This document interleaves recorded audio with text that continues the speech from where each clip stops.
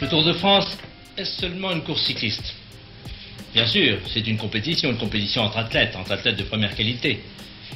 Mais c'est bien davantage, c'est aussi une épopée, cette épopée que nous, journalistes sportifs, nous chantons année après année, moyennant quoi nous emportons quelquefois la dérision de certains critiques qui considèrent que dans notre style, nous dépassons la mesure du raisonnable.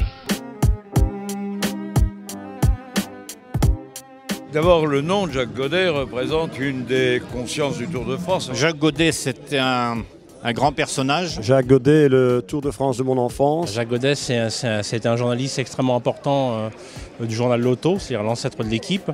Il est devenu ensuite directeur de l'équipe. Jacques Godet a été le collaborateur direct du fondateur du Tour de France, Henri Desgranges. C'était un monsieur, c'était quelqu'un qui a dirigé le Tour de France pendant 50 ans. Il a su donner une continuité, une constante prestance, une constante qualité au Tour de France pendant plusieurs décennies. Tout en étant directeur du Tour de France, il était resté un formidable patron de presse. C'est quelqu'un qui avait une puissance d'écriture. Il aimait beaucoup les coureurs, mais parfois il était méchant avec nous.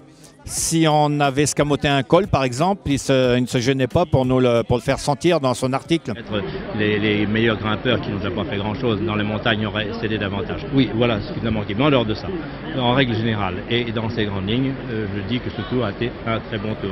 Jacques Godet, c'est un peu l'histoire du Tour de France. C'est quelqu'un qui avait énormément de caractère. C'était une figure du Tour de France. C'était quelqu'un assez atypique parce que quand il faisait chaud, il avait le casque colonial, il avait le short, les grandes chaussettes, là, c'était quelqu'un qui sortait vraiment de l'ordinaire. Bon, c'était la vieille école.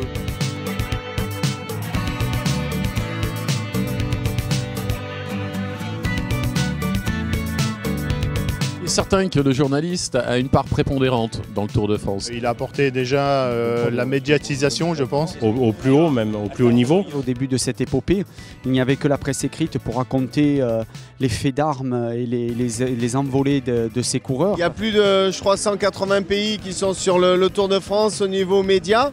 Donc que ce soit la presse écrite et la presse télévisuelle. Un grand événement connu dans le monde entier. Et je pense que c'est une très belle image pour la France également. Donc un Tour de France, eh bien, sans journaliste, ce serait absolument pas un Tour de France. Donc la presse écrite et le Tour de France, c'est une grande histoire d'amour.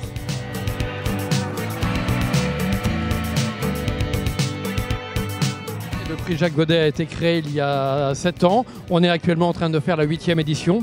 Et le prix Jacques Godet récompense tous les ans le meilleur article écrit en langue française pendant le Tour de France. S'il n'y a pas Carrefour, s'il n'y a pas un partenaire, il n'y a pas de prix Jacques Godet. À notre niveau, on a trouvé ça assez intéressant parce que aider les journalistes, promotionner un article, c'est un petit peu aider l'histoire du Tour de France. Et Dieu sait que l'histoire du Tour de France est faite de nombreuses pages. Il existe au sein même de l'histoire du cyclisme une grande tradition du récit écrit. Et grâce à ce prix Jacques Godet, c'est cette tradition de la qualité de la langue française que nous essayons de faire perdurer avec le prix Jacques Godet Trophée Carrefour. Le sujet de l'article est la popularité d'Andy Schleck. Il consistait à expliquer pourquoi, à la fin du Tour 2010, Andy Schleck paraissait être le coureur le plus populaire alors qu'il n'avait pas gagné. Enfin, il était tout près d'avoir gagné. Donc j'ai un petit peu fouillé l'histoire d'Andy Schleck, de sa famille, de son père qui avait été coureur également. Voilà, les jurys m'ont donné ce prix, dont je suis ravi naturellement. Tous les coureurs et le monde du cyclisme lui doivent à l'évidence beaucoup.